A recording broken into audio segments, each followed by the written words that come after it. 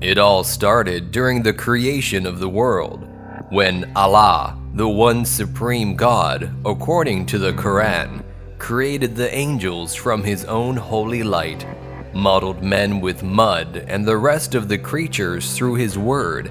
He also created another kind of spirits out of the eternal smokeless magic flames, the Djinns, best known as genies in the West.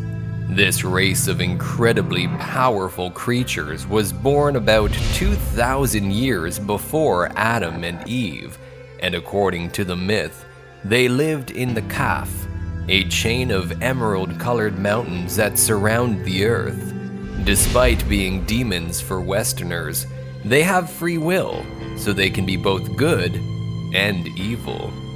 The confusion with the image of demons comes from the Quran, which explains that Djinns refuse to bow to Adam as God's ultimate creation, causing their expulsion from heaven. Iblis, a powerful Djinn, intercepted for his kind and managed to get a chance for redemption in the final judgment. Another name for Iblin is Shaitan or Satan, so the misconception comes from it. They are not demons at all. They are just seen that way. However, keep in mind they can be either good or evil. Just like God created angels to do good and demons emerged to do evil, he also created neutral spirits with free will.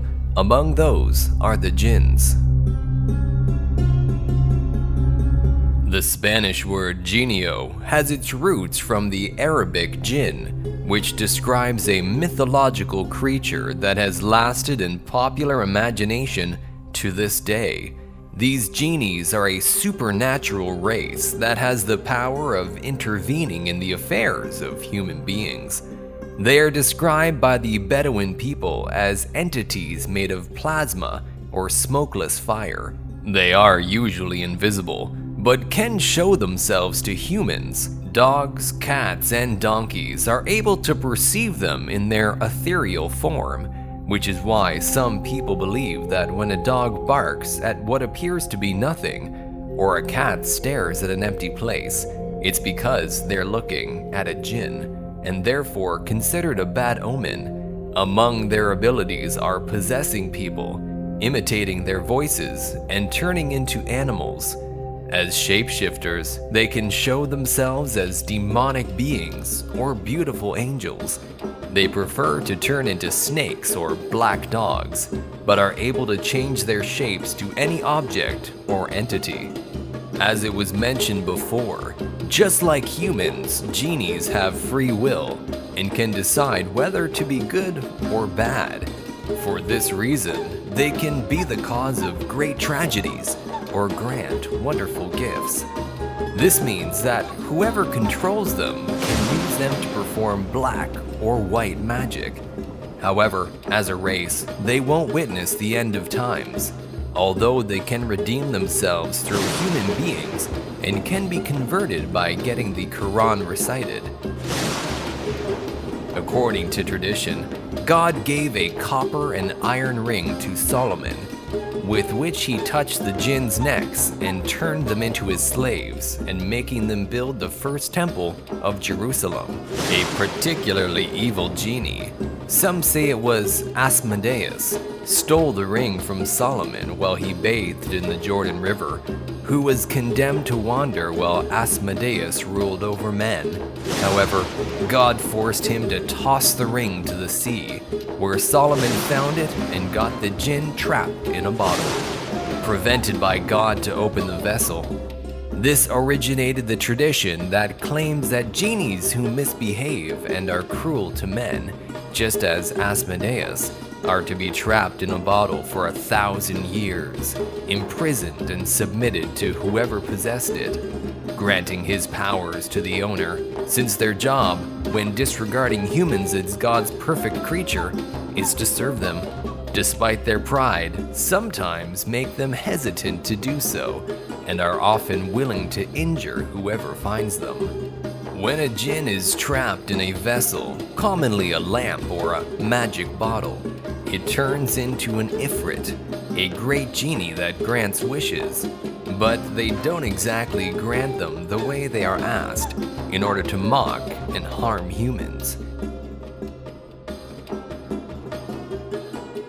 This is where the tale of Aladdin and the Wonderful Lamp, incorporated into the book Arabian Nights, a collection of popular Arabic tales.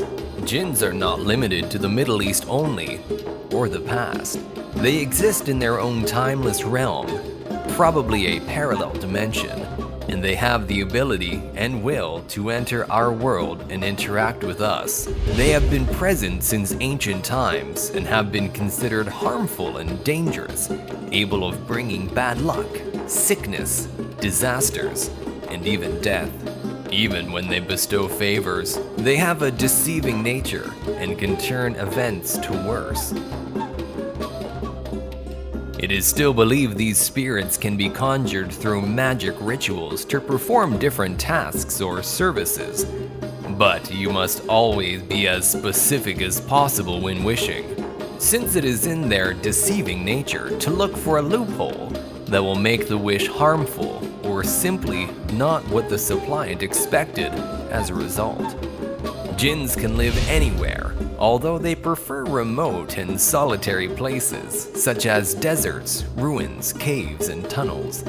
In the Middle East, tradition suggests they also inhabit impure places like cemeteries, garbage dumps, bathrooms, and camels grazing lands. They can live in inhabited houses where they sit in areas located between the shadow and sunlight and will move when darkness comes. They like markets, which is why Muslim tradition dictates that it bears no good to be the first to enter one or the last to leave it. When they possess a human being, they penetrate the bloodstream and rapidly travel through the body. They cause physical and mental damage and also disrupt marriages and relationships. Sometimes it is necessary to bring someone trained in exorcisms to make it leave the body, since asking them to do so is often not enough. These mythological beings have always caused both terror and fascination in people's minds and will keep being part of many tales. Still, there are many from inside and outside the Arabic folklore who believe in them. The encounters with these beings are told everywhere and have become more and more common. In many cases, particularly in areas where djinns are not popular, when people claim to have encountered angels, fairies, demons, elementals, aliens, mysterious creatures, and ghosts of the dead, it could very well have been a djinn in disguise, pranking them or executing a malicious plan to torment an unfortunate person.